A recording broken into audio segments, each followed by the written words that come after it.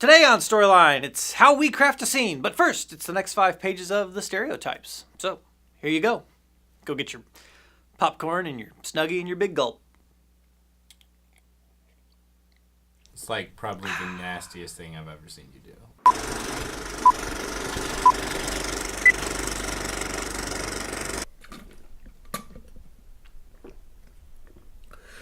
Well, it's in here. What are you going to do about it? I'm well within my rights to call security. There's no food or drink in here. There's only 9 signs on the way in. Well, I was invited here. I think I can do what I want. Maybe you were invited, but your drink wasn't. Take it, get out. We'll just record your part later. Can't do that. We're tracking this together. And that's not how it works, bud.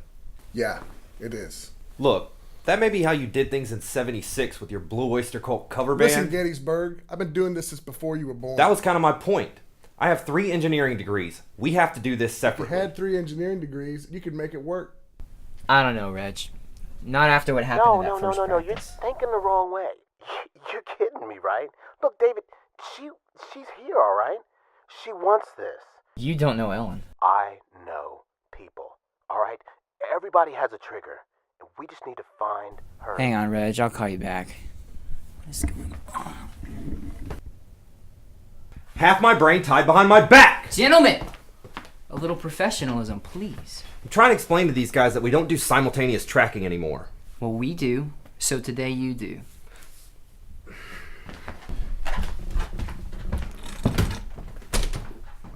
Suck it, Beardy.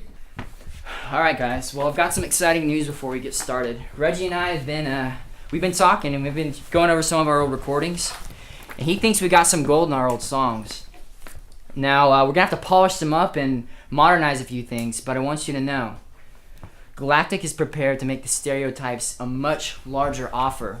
Now, it's just 1 record at first, but it's open-ended.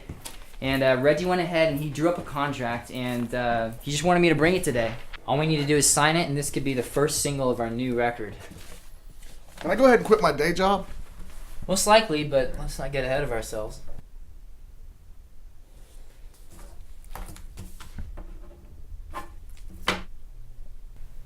I'll just leave this here. We ready to go? Hold on a second. Hang on, Kenny. We're paying the tech by the hour, so let's just get this done. Okay.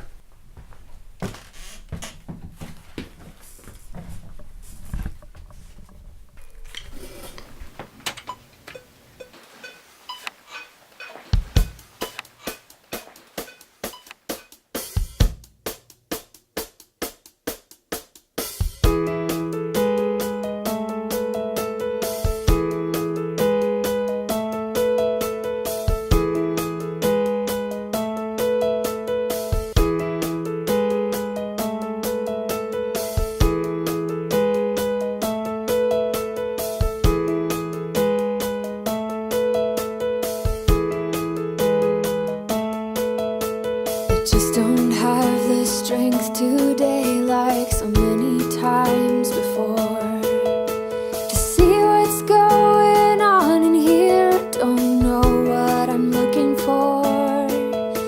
There's many times I've thought of you. I laughed at what was true.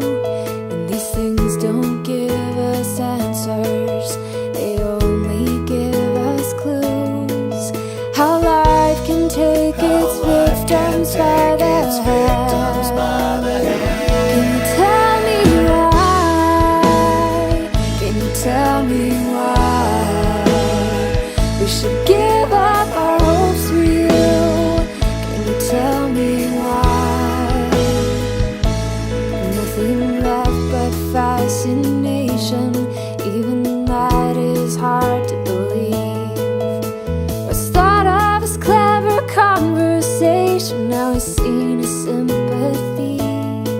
And I think about the things you say. You hide behind closed doors, but I know when you turn your lights off, they're not there anymore. How can you take your victims by the hand? Can you tell me why? Can you tell me why we should give up our hopes for you? Can you tell me why?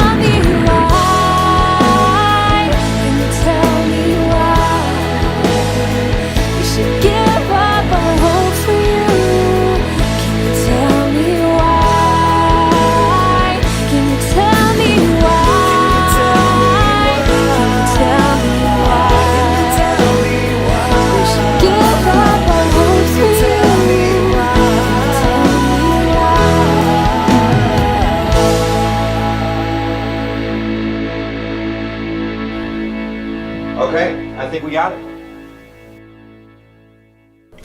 Bathroom. We can all pee separately. All right. I'm gonna go call Reggie.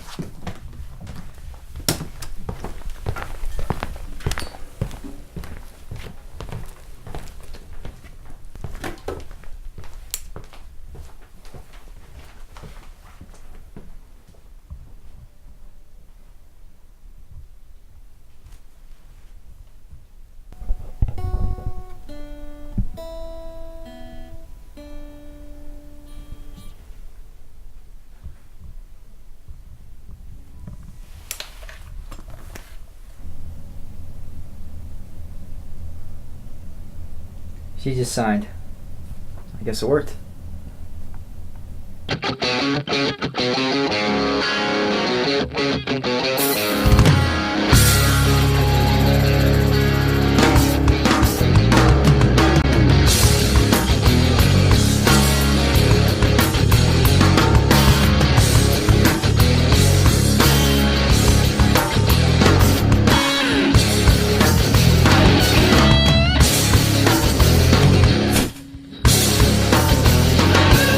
Welcome to Storyline, the show where you get to watch 3 aspiring filmmakers learn how not to make a feature-length film. I'm your host, Ben Howe. No! Today we're talking about how to write a scene. We've just got some helpful tips, some things that we're learning. Thought we'd share them with you. It's always more fun to share with everyone. Number 1, brainstorm several different ideas on how to open your scene.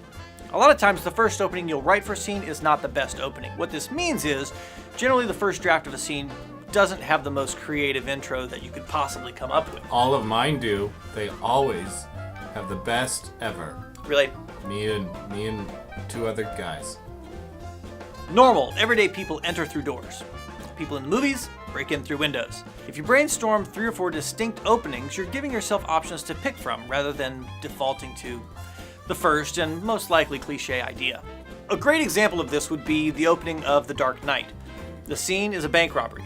Instead of criminals entering the door yelling, "Stick 'em up, this is a robbery," they break a window and zip line onto the roof. Stick 'em up! This is a robbery! Right now, in real life. Right here? Yeah, right here. Robbing me? I'm robbing you. Can I have your Darth Vader mug? No. What this does dramatically is it tells us instantly something is wrong, but we don't know what, and it keeps us guessing as to what's going to happen next. For us, the first draft of the scene originally opened with Ellen strumming her guitar in the corner, Kenny giving sort of throwaway dialogue in his drum kit, and Morgan just running cables. Now, first glance, there doesn't really seem to be anything terribly wrong with that. They're all doing character things, but it just seemed a little flat. So TJ and James brainstormed 3 different openings. Now, Stick 'em up! This is a robbery! no, that's a different movie. And the new script opens like this. Kenny sets up his drum kit while arguing with the studio tech and drinking a giant soda.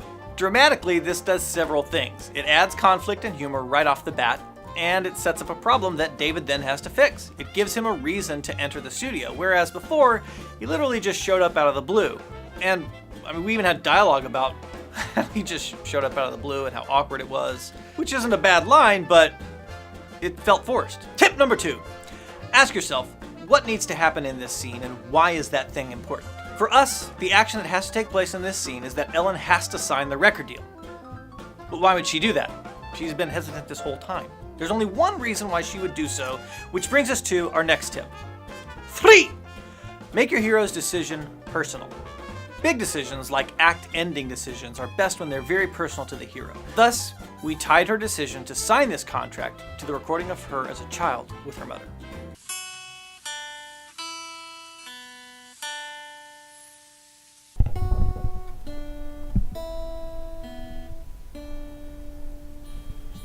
Now, the thing that we've been holding back this whole episode is that we're not really that smart. You didn't think we were that smart, did you? I didn't think we were that smart. These tips really come from Oscar-nominated screenwriter John August's blog, which can be found over at johnaugust.com. We'll put a link in the show notes to the actual article that we're referencing. We hope you guys enjoyed this episode. Now, leave us a comment below or whatever you... Yeah, I hope you guys enjoyed this one. I want to do that one more time. Hope you guys enjoyed this one. Leave us a comment down below. Subscribe to the YouTube channel, like us on Facebook, follow our Twitter. All of those links are down in the show notes. We'll see you soon.